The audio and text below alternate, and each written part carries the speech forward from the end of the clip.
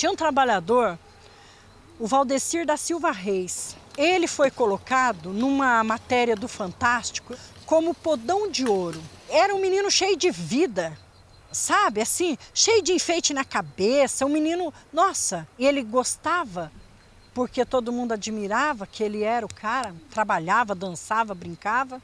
Daí, 3 anos, o Valdecir volta para mim com a voz fraca, com a voz daquele velhinho que não tinha nem força para falar.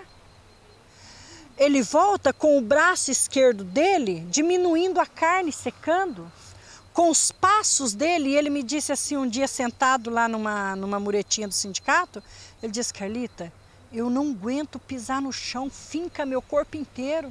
Ele estava dessa finurinha quando ele morreu, sabe? Agora, eu guardo o holerite de pagamento dele porque eu quero ter a certeza de que eu não estou falando besteira e de que aquilo lá realmente existe. Sabe, quando eu vejo que ele cortou, num dia, 52 toneladas de cana. Por que ele chegou naquele estado? O que aconteceu com ele? O que foi feito do organismo desse moço? O que é que estourou dentro dele?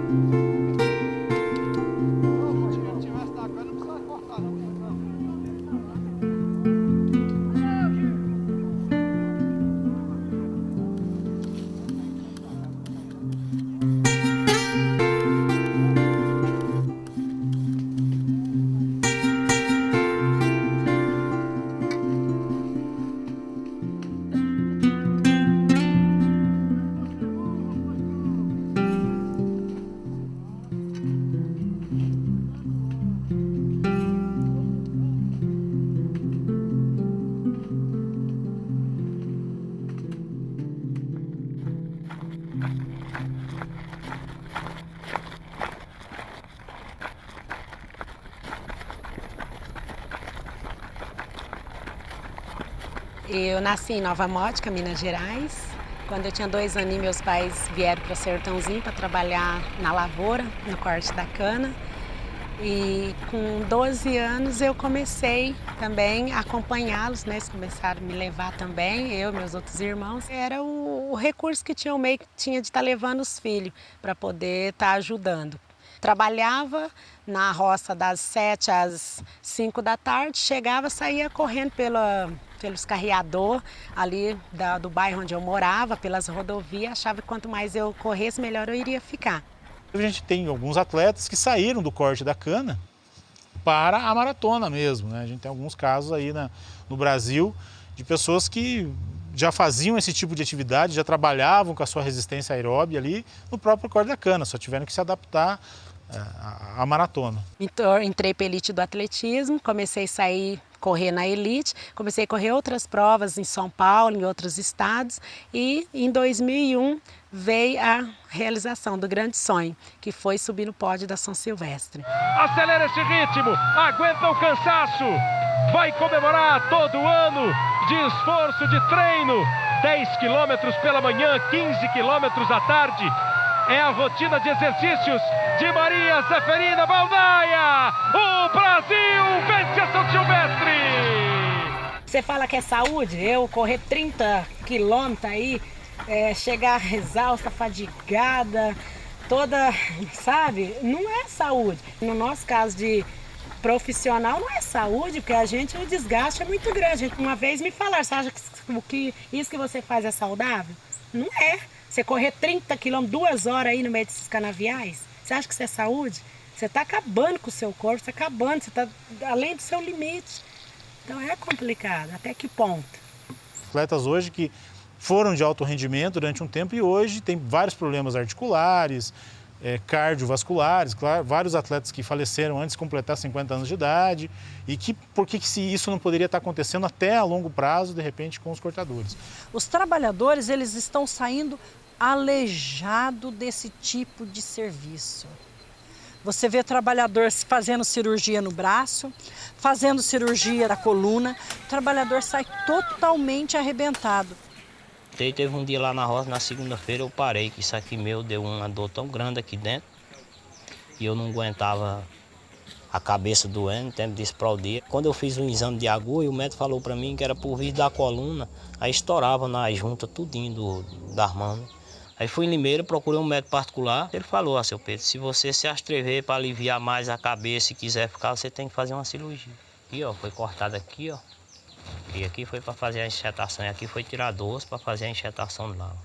A do espinhaço também eu tenho muito, né, no espinhaço, mas eu não tentei fazer ainda não, porque é melhor ficar do jeito que eu tô aqui, porque se eu for fazer uma cirurgia, eu posso ser capaz de cara passar uns 6 ou 7 meses em cadeira de roda, é mais complicado para mim, né, para quem tem criança, pior.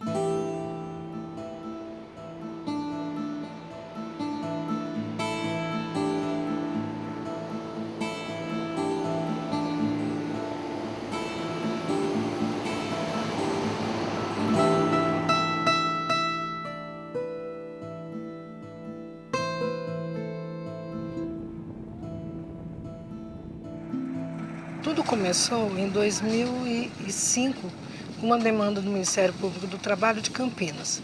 Foi numa audiência pública que houve em Ribeirão Preto e começou com a morte dos trabalhadores.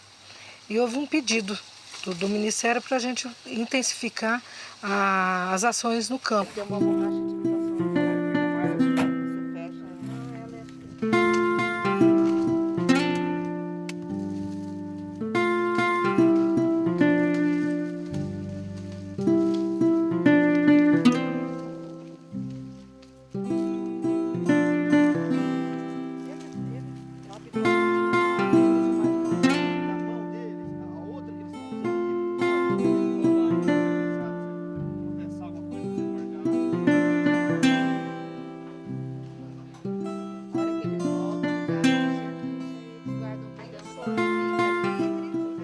A Procuradoria ela entrou nesse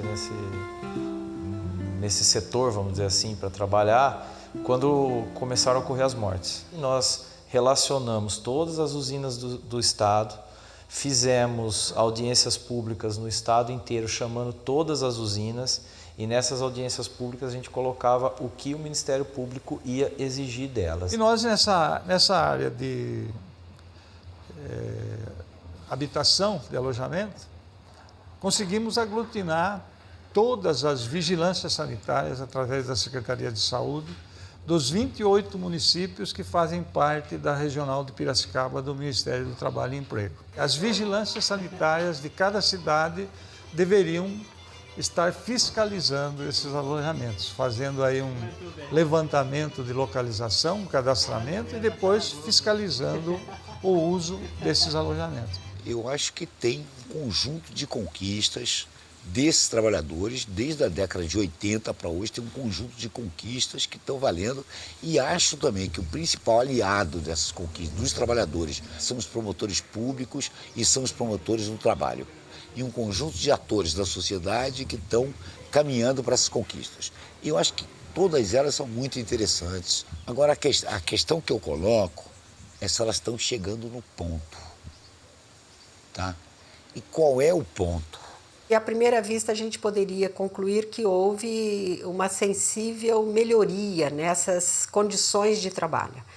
Isso porque, em razão, sobretudo, da fiscalização do Ministério Público, do Ministério do Trabalho, as usinas procuraram cumprir as normas da NR31. Então, melhoraram as condições do alojamento, melhoraram as condições do ambiente de trabalho, do transporte dos trabalhadores e assim por diante. Será que a melhoria dessas condições legalistas implicou realmente numa melhoria para esse trabalhador?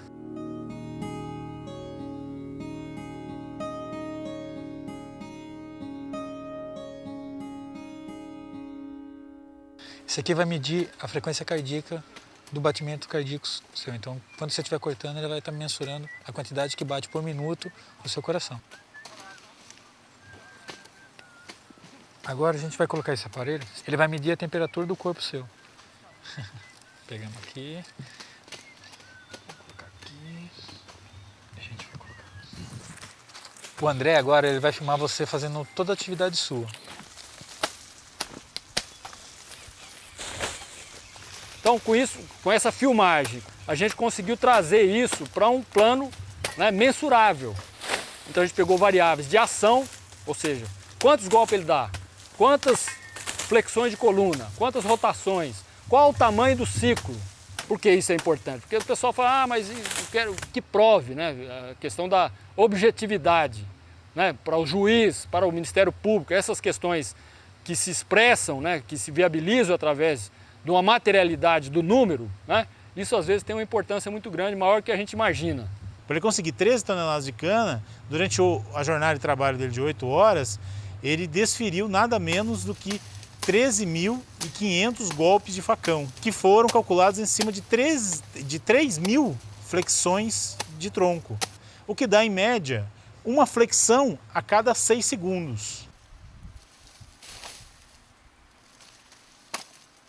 A gente teve dados, por exemplo, de frequência cardíaca extremamente altos, por exemplo, um trabalhador que chegou a 189 batimentos, então um dado de frequência cardíaca média de 140, 145 batimentos, então esse trabalhador extrapolou muito uma carga que é preconizada.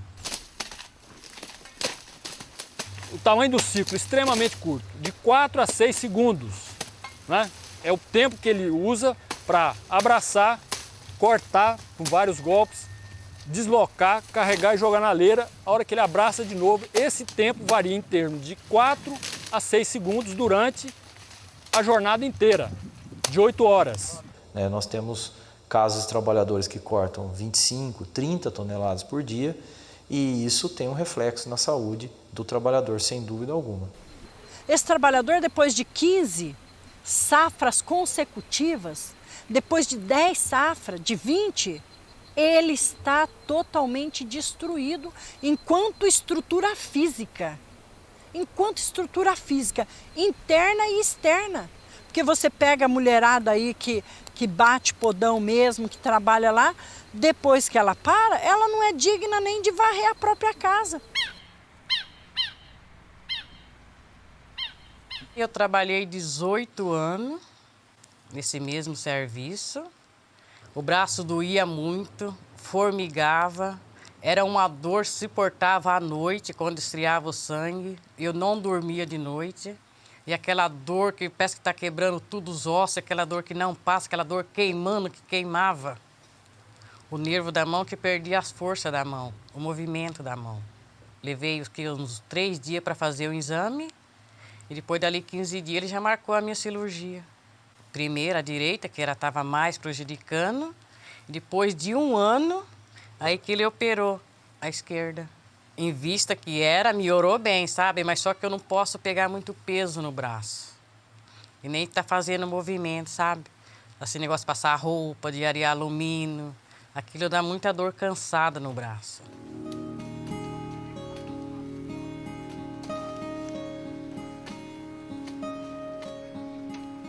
Esse aparelho ele vai medir a temperatura ambiental, que é chamado pela normatização de BUTG.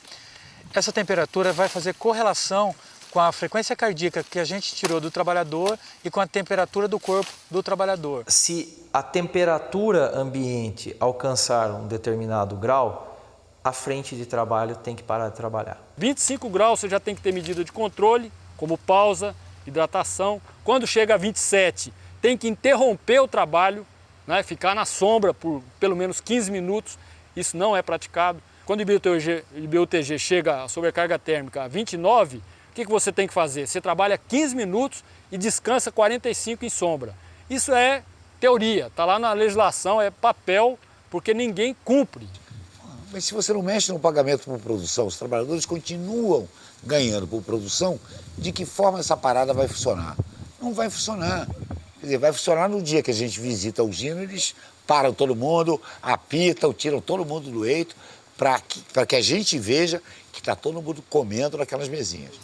O trabalho no corte de cana tem 3 fatores que se juntam e não é muito fácil diferenciar o efeito de cada um. Que é o trabalho em sobrecarga física, porque eles ganham por produção, tem um ritmo acelerado.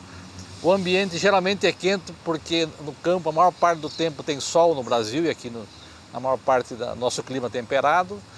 E também o poluente da queima. Há mais de meio século nós estamos vivenciando essa prática das queimadas praticamente durante todo o ano. Então são milhões e milhões de toneladas de gás carbônico, de CO2 e outros gases poluidores que estão sendo lançados à atmosfera para a produção de um produto que é considerado limpo e aquele produto que não vai poluir.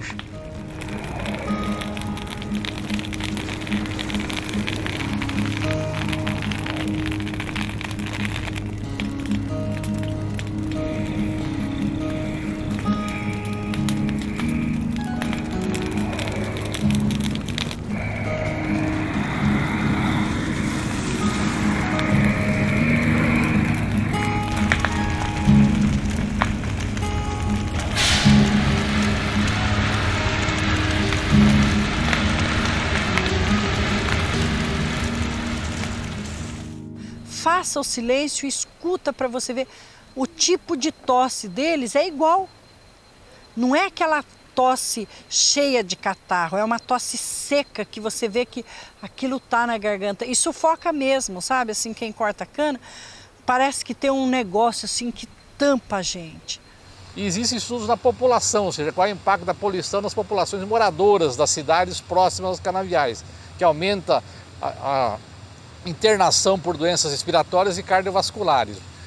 Em Araraquara saiu um estudo publicado esse ano que durante a safra você tem um aumento de internação por crise hipertensiva.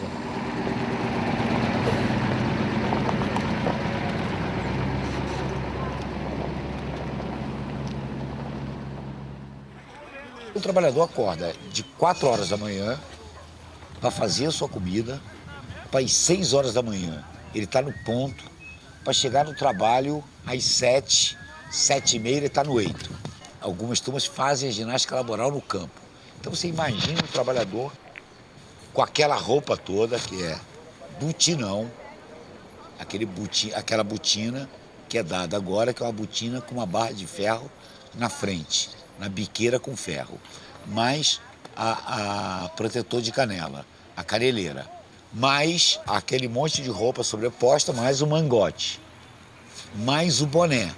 E ele com essa indumentária toda faz ginástica laboral. Alongamento, polichinelo, tá? Não sei se você já teve a oportunidade de ver essa ginástica laboral para cortador de cana, que é uma coisa absurda, quer dizer, na verdade é uma ginástica laboral que é um mero aquecimento. Meu coração é um menino, desprotegido e tão carente. Gosta de quem não gosta dele e de quem nunca está presente. Vou acordar de manhã cedo e me vestir de outra maneira. Vou me livrar dos meus segredos, do meu sonho, dos meus medos, esse amor de brincadeira.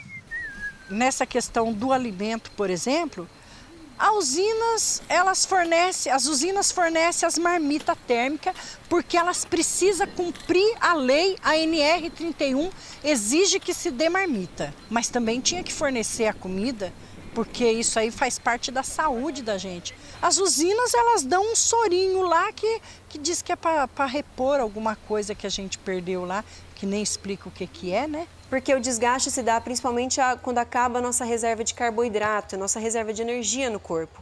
Quando essa reserva vai se acabando, que é muito comum num exercício desse, muito árduo, muito repetitivo, que é o que eles fazem, se você não toma o carboidrato, você tende a parar a atividade mais cedo. Então, pensando nisso, não sei se de uma maneira benéfica, né, ao trabalhador, ou de uma maneira apenas com que façam com que eles retardem a parada do trabalho, né, que é a ideia da indústria, eles dão esse soro, que é essa mistura para poder manter, sim, o trabalhador por mais tempo na atividade, sem sentir dor e tendo ainda uma reserva energética, né, no caso do carboidrato, para poder se manter na atividade. Os médicos indicam que você tem que tomar pelo menos 2 litros de água por dia, porque o organismo necessita disso. E quando você tem que tomar 10 litros de água por dia, o que o organismo fala disso? Diariamente eles se desidratam e se hidratam de maneira inadequada. Essa desidratação e hidratação inadequada cronicamente pode, em alguns momentos ao longo da safra, provocar alterações agudas e predispor a arritmia cardíaca, por exemplo, e a óbito, e pode também ser um dos fatores que está contribuindo para o aumento crônico da pressão arterial deles. Você veja bem, o podão, eles diminuem o tipo do material, muda, dá de pior qualidade. A luva dá essa porcaria aqui. O sapatão eles mudam. Esse sapatão, assim ele está ressecado, a hora que molhar ele vira o quê? Porque vira um jacá no pé. O sapatão bom, ele não é? Não abre? Não tem condição dele abrir, não. Uhum. Isso aqui ele arranca tudo. A questão dos IPI, fazer uma relação com aquilo que era há 20 anos atrás com o que é hoje, isso melhorou muito. Por dizer, hoje ninguém trabalha mais que nem com sapato de pano, que nem o rapaz estava falando aí hoje. Né? Hoje eles têm a bota com proteção, tudo para evitar corte. Mas a qualidade desses IPI ainda é questionável. O óculos tem CA, se o trabalhador não usar, ele vai de gancho, ele é suspenso. 10 metros que você ficar batendo o podão ali, aquela poeira vai subindo. Mas o suor já começa a descer. Aí vem o vapor, né, do suor ali, a poeira, você já está sem visão.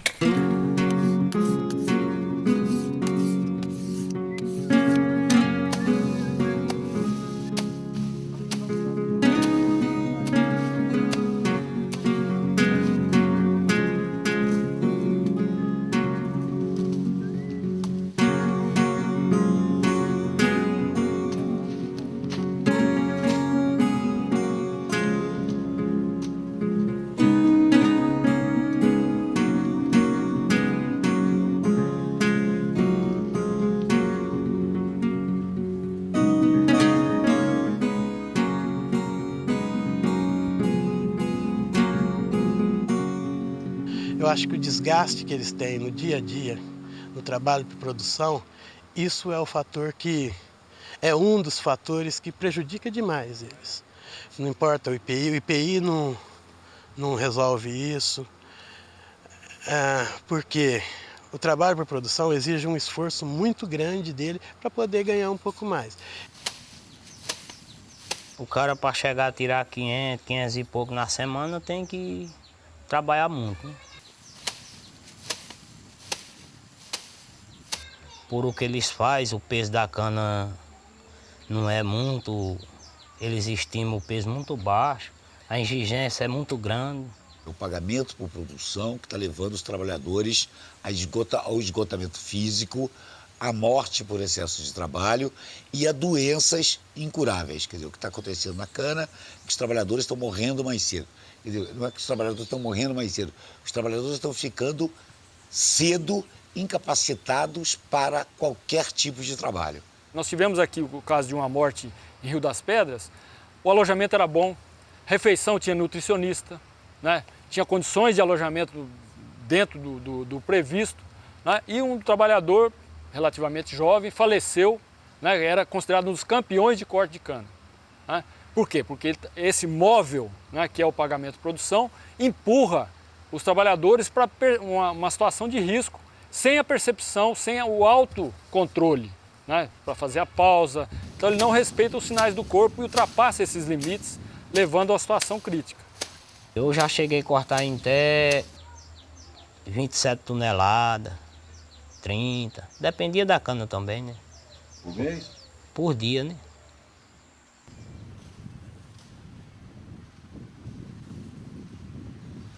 Na cana, é um pagamento por produção em que o trabalhador não sabe o valor da peça. Tá? E o valor da peça ele só vai saber depois que ele já executou o trabalho. Então, portanto, é um pagamento por produção diferente dos outros, que é um pagamento por produção no escuro. A forma de cálculo disso é uma forma de cálculo inventada com o único objetivo de enganar os trabalhadores. O salário por produção ele não é proibido por lei, tá? Ele é permitido por lei. Qualquer pedido no sentido de se acabar com o salário por produção, ele tem que ser construído dentro de uma sistemática da nossa legislação. Logicamente que ninguém quer que os trabalhadores tenham um piso rebaixado para ganhar um salário mínimo, não é isso. Tem que ter um salário decente, compatível, mas sem esse estímulo que empurra as pessoas para o sacrifício. A própria legislação brasileira, a NR17, lá tem uma ponderação sobre isso. A CLT admite o pagamento de produção? Admite, desde que não leve a risco à saúde. Então esse estudo traz uma demonstração, né, de que existe uma relação entre o pagamento de produção e a elevação do risco à saúde. Essas condições indignas de trabalho, ela tem que ser eliminada, ela tem que acabar. E não é acabar tirando o homem do campo e colocando máquina, não. É tratando o homem com a dignidade que tem que ser tratado. É garantir o emprego dele, porque daqui a pouco nós temos aí milhões de pessoas desempregadas porque a máquina desempregou. Não sou contra as máquinas, não. Eu acho que tem que ter. A tecnologia está aí, nós temos que estar inserido nela, mas nós não podemos só ir nela e esquecer do ser humano. E o ser humano ele tem que ser tratado também. Meu coração é um menino desprotegido e tão carente. Gosta de quem não gosta dele e de quem nunca está presente. Vou acordar de manhã cedo e me vestir de outra maneira. Vou me livrar dos meus segredos, do meu sonho, dos meus medos. Esse amor de brincadeira. Meu coração é um menino desprotegido e tão carente. Gosta de quem não gosta dele e de quem nunca está presente. Vou acordar de manhã cedo e me vestir de outra maneira. Vou me livrar dos meus segredos, do meu sonho, dos meus medos. Esse amor de brincadeira.